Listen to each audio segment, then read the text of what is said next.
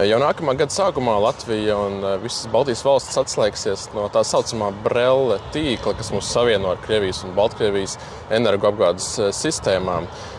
Līdz šo mērķi Baltija un Latvija ir gājusi kopš 2007. gada, investējot daudzus miljonus eiro.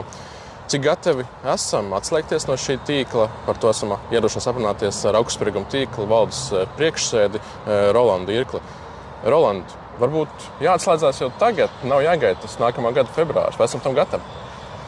Ir valdība lēmums pieņemts to darīt nākamā gada februārī, un tas nav pieņemts par velti.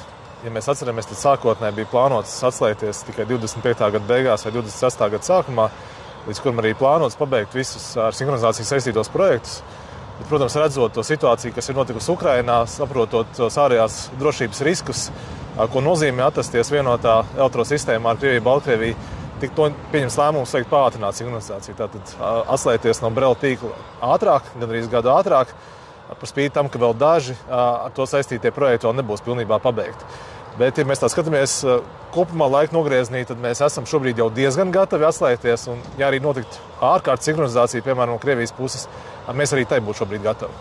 Tā ģeopolitiskā situācija ir viens no tiem iemesliem, vai ir vēl citi iemesli, kas būs tie pozitīvie efekti, ko dos šī atslēgšanās, pieslēgšanās Eiropas tīkliem?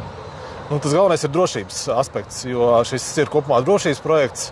Atrasties vienotā zonā ar Krieviju, Baltkrieviju, saņemt zināmā mērā no viņiem pakalpojumu saistītu ar tīkla stabilitāti, ir nedroši.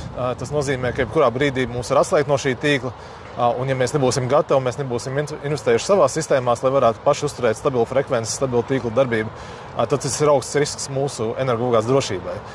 Līdz ar to tas galvenais, lielākais ieguvums arī ir energoapgādes drošums, tā, lai mēs paši būtu atbildīgi par savu sistēmu, nebūtu atkarīgi no nedraudzīgiem kaimiņiem un paši varētu rūpēties par mūsu apgādes drošumu un kvalitāti. Ir bijuši šo gadu laikā, īpaši tagad, kad ir bijis šis karš Ukrainā, no Krievijas kādas darbības, kur mēs esam redzējuši, ka to var tādu kā šo tīklu uzskatīt par tādu kā mehānismu pret Eiropu, pret Baltiju?